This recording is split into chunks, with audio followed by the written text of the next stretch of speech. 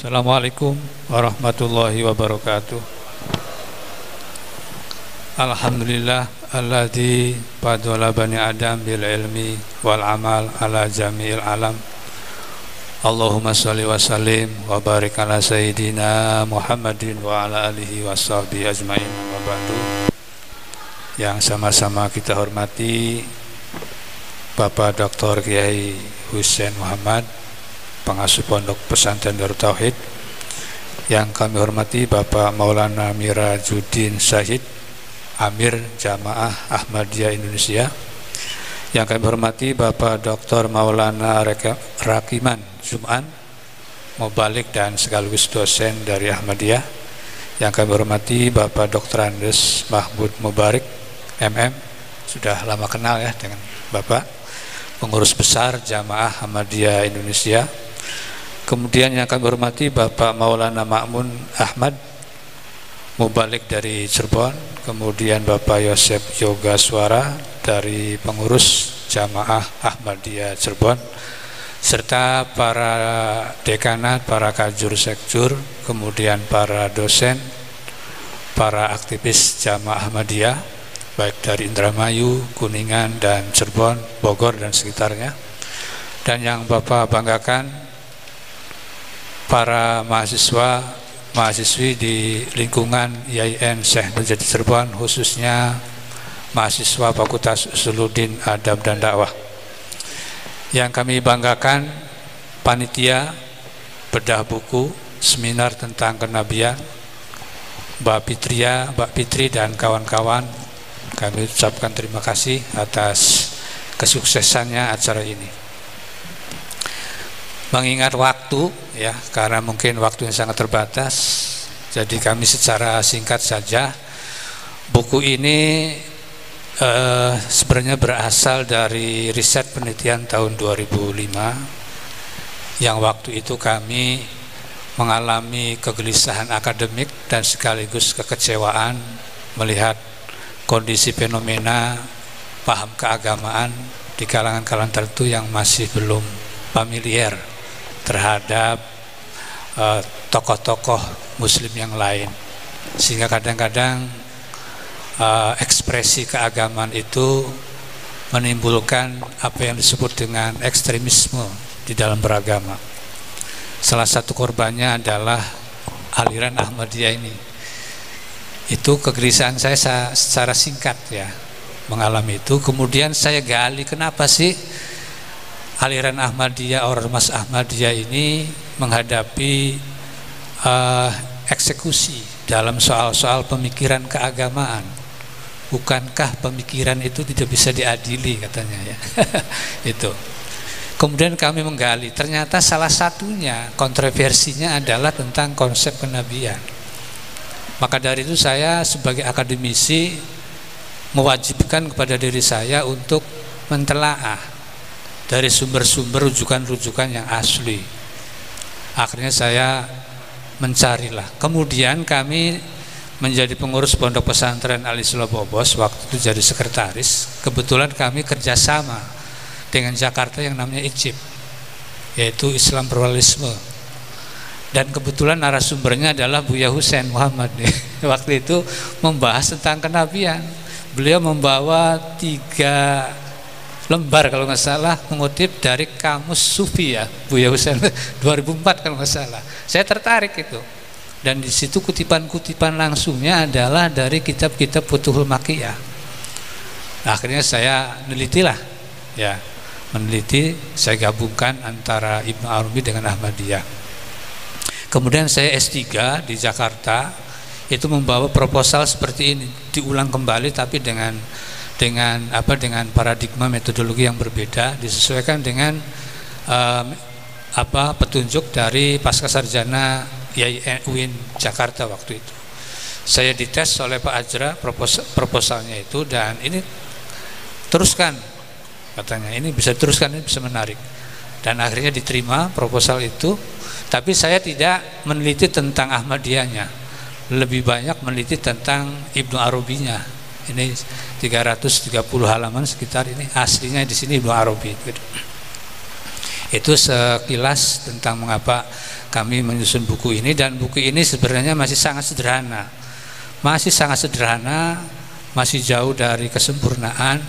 Maka melalui bedah buku ini saya kira menarik. Insya Allah mungkin kami akan memberikan revisi-revisi, karena masih banyak ada tulisan-tulisan yang salah, misalnya kesolehan disebutnya kesalahan misalnya itu, dan juga yang lain-lain. Dan lebih banyak lagi kami di disertasi ini banyak kutipan-kutipan langsung dari Ibnu Arabi, dan ternyata Pak Doktor siapa?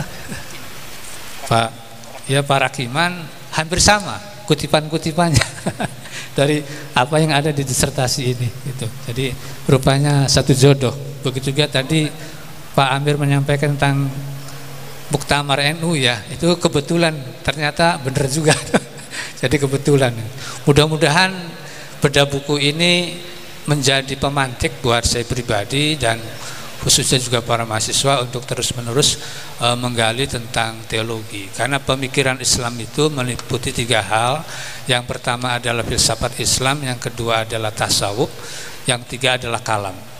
Ini 3-tiganya inilah yang mengawal pemikiran Islam baik di Timur Tengah maupun di Nusantara, dan banyak terjadi perdebatan-perdebatan.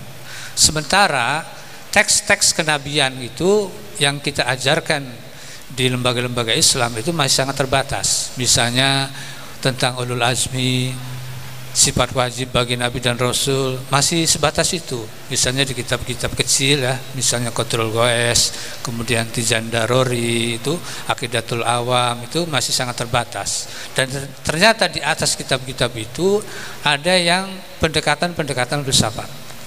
Tadi sudah dimantek oleh Pak Rektor tentang akal. Ini hampir sama dengan pendapat Ibnu Arabi bahwa akal itu ada 2, ada al-aqlus sufla dengan al-aqlul ula. Ada akal yang di bawah, ada akal yang paling tinggi. Akal yang di bawah adalah intelektual gitu. Akal yang paling tinggi adalah ini wilayah-wilayah kerohaniaan. Nah, termasuk menggagas konsep kenabian itu sudah lama. Al-Farabi, Ibnu Sina, di buku juga saya kutip. Ini saya kutip dari bukunya Fazlur Rahman. Satu-satunya buku tentang mengulas perdebatan dialektika kenabian itu Fazlur Rahman. Itu antara kaum teolog atau ortodoksi dengan heterodoksi, antara teolog dengan para filosof, itu juga sudah mulai terjadi perdebatan. Namun perdebatan-perdebatan itu tidak terjadi ketegangan, artinya tidak ada pernyataan-pernyataan yang tidak baik begitu. Misalnya sesatlah, kafir, kecuali ketika Ibnu Arabi membahas tentang kewalian, itu disesatkan oleh Ibnu Taimiyah dalam buku Al-Fatawanya dan buku-buku yang lain tentang kewalian. Itu Ibnu Taimiyah mengkritik keras kepada pendapat-pendapat Ibnu Arabi. Namun muridnya ada Imam Az-Zahabi, itu justru murid Ibnu Taimiyah itu membela Ibnu Arabi, berbeda dengan gurunya ketika mengulas pentelaah tentang kitab Futuhul Makkiyah. Di dalam Futuhul Makkiyah yang 8 jilid itu banyak mengutip Al-Quran dan Al-Hadis. Nah, salah satunya perdebatan yang seru itu adalah tentang konsep kenabian yang sampai sekarang belum final, ya masih terjadi perdebatan. Nah, dalam buku ini saya mengulas tentang Ibnu Arabi dan Ahmadiyah secara singkat saja, bahwa Ibnu Arabi itu mengatakan bahwa an-nubuwatu syariatun ila yaumil qiyamah. Di teksnya Parjuman juga ada bahwa sesungguhnya kenabian itu masih berlangsung sampai kiamat begitu. Kemudian konsep kenabian Ibnu Arabi itu ada 2, ada an-nabuwatul ammah dengan an-nabuwatul khassah. Ada nabi secara khusus, ada nabi secara umum. Ada nabi yang melangit, ada nabi yang membumi begitu. Syarat nabi itu berlangsung itu adalah 3 syaratnya. Yang pertama adalah kewalian. Yang kedua ada al-wakalah, ada keterwakilan. Yang ketiganya adalah ada 3 kalau nggak salah, saya lupa. Karena ini berangkat dari Arkanuddin. Ibnu Arabi mengatakan bahwa rukun agama itu ada 4. Yang pertama adalah Arisalah, An-Nubuwah, kemudian al-wilayah, al-iman. Itu rukun agama bagi Ibnu Arabi. Tetapi tidak menafikan arkanuddin salasa, iman, Islam, ihsan, tidak. Nah, kemudian mengkonsep Ibnu Arabi memulai konsep kenabiannya itu dengan kewalian. Sehingga beliau mengatakan al-waliyu a'la minan nubuwat. Kewalian itu adalah lebih tinggi derajatnya, lebih tinggi dari kenabian. Ini yang membuat kebakaran jenggot Ibnu Taimiyah yang mengkafirkan bahwa seolah-olah nabi itu di bawah wali. Padahal ayatnya itu Allahu waliyu, kata Ibnu Arabi. Tidak ada Allahu nabiyu atau Allahu rasul, tapi Allahu waliyul ladzina amanu yukhrijuhum minadh-dhulumati ilan nur. Sehingga wali itu tingkatannya lebih tinggi. Wali itulah yang disebut dengan nanti insan kamil. Konsep insan kamil Ibnu Arabi kemudian diperjelas lagi, diulas oleh muridnya Al-Jili, bahwa al-insan mukhtasarul alam, bahwa kata Al-Jili manusia itu adalah miniaturnya alam, ada makrokosmos, ada mikrokosmos. Itu diperjelas oleh Al-Jili. Ibnu Arabi bahwa kewalian itu ada 3. Insan kamil itu kewalian atau malamid, atau teologi dari teologi Kristen itu namanya santo ya. Santo itu santo ya, malamid santo. Dalam teks Ibnu Arabi atau Al-Jili itu namanya al-insanul kamil. Insan kamil adalah manusia yang fotokopinya Tuhan. Nah, wali itu syarat wali adalah ma'rifat, ada musyahadah, ada mukasyafah. Itulah kewalian. Kewalian itu diturunkan menjadi 3, namanya ar-risalah, itu membawa syariat, an-nubuwah itu namanya tarekat gitu. Kemudian wali ini adalah marifat, begitu. 3. Sehingga al-waliyu a'la minan nubuwat, bahwa kewalian itu adalah lebih tinggi lebih tinggi di atas kenabian, begitu. Nah, kemudian al-amma al-khosoh itu ada tingkatan-tingkatannya. Ya. Di halaman berapa?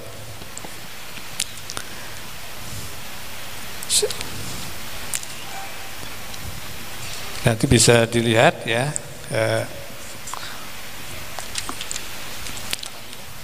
Ya. Ada tingkatan-tingkatan al-amma dengan al-khosoh. Nah, kemudian ternyata Ahmadiyah, Ibnu Arabi hidup pada abad 10 dan abad 11, meninggal 1165 kalau nggak salah meninggal. Sementara Mirza Ghulam Ahmad itu abad ke-18. Dan Mirza Ghulam Ahmad itu adalah seorang tokoh pembaharu, dijajarkan dengan Muhammad Abduh, kemudian juga Muhammad Iqbal, karena dia menghadapi kolonialisme Inggris waktu itu. Kemudian terjadilah perpecahan di India dengan Pakistan, ada Lahore dengan Qadian. Nanti mungkin dari Pak Eki ya menjelaskan konteks ini, sejarahnya. Dan konsep kenabian Ahmadiyah itu ternyata kita simpulkan singkat saja. Ada nabi hakiki dengan nabi hor hakiki, yang tadi Pak Amir sudah menyebutkan. Ada nabi yang memang sudah selesai, yaitu penutupnya adalah Nabi Muhammad SAW. Ada yang hor hakiki yang tidak membawa syariat, dan itulah terus berlangsung. Nah, itulah yang disebut dengan an-nubuwatul ammah, yang masih berlangsung. Siapa itu? Itulah para wali. Para wali yang sudah mencapai tingkat tinggi yang disebut dengan ma'rifatullah. Itu konsep-konsep kenabian. Tidak hanya kenabian Ahmadiyah, termasuk mengartikan khotam. Saya baru mendapatkan bahwa khotam itu ternyata bagi Ahmadiyah itu tidak hanya sebagai penutup, tapi sebagai cincin, sebagai stempel dan mulia. Jadi Ahmadiyah menempatkan Nabi itu adalah stempelnya para wali. Jadi seolah-olah Nabi Muhammad itulah yang mengesahkan seluruh para nabi. Stempelnya begitu. Kemudian bahwa Nabi itu adalah Nabi Muhammad SAW itu Nabi yang paling mulia, yang paling hebat di antara nabi-nabi yang lain. Ini yang digambarkan di dalam Al-Barjanji yang hari ini kita rayakan dengan baca-baca dibaan berjanji marhabanan, itu menggambarkan kemuliaan Nabi Muhammad SAW. Itu makna daripada khatam. Dan pernah Nabi mengatakan kepada Ali, ana khatimul anbiya, kata Nabi, saya itu adalah mulianya Nabi. Wa anta khatimul aulia, dan engkau adalah wali yang paling utama. Itu di hadis saya temukan, nanti Pak dosen nanti yang pakar teologi ya. Jadi banyak teks-teks ternyata yang belum kita gali, yang belum kita telaah tentang konsep kenabian ini. Mudah-mudahan dengan wacana kenabian ini sesuai dengan tema yang sangat menarik tadi ya, cinta kerukunan, cinta keharmonisan, bahwa memang pemikiran Islam itu dilahirkan banyak perbedaan, banyak baik fikih terjadi ikhtilaf, juga teologi juga terjadi ikhtilaf, begitu juga sufi juga para sufi juga terjadi ikhtilaf, dan banyak aliran dan banyak mazhab. Inilah keragaman, kebinekaan, dan mari kita sama-sama untuk menyikapinya adalah menyikapinya dengan toleransi, dengan saling menghormati, tasamuk, sesuai dengan jargon Kementerian Agama itu adalah moderasi beragama. Saya kira itu sebagai pengantar, dan mohon maaf buku saya ini masih sangat sederhana. Mudah-mudahan setelah ini kami akan bervisi akan lebih baik lagi, dan minta masukan-masukan dari para narasumber ya, dari terutama dari Jamaah Ahmadiyah ya, karena kami masih awam masalah teologi Ahmadiyah ini. Kurang lebihnya mohon maaf. Assalamualaikum warahmatullahi wabarakatuh. Waalaikumsalam warahmatullahi wabarakatuh. Kita kasih aplaus untuk Prof. Hajam.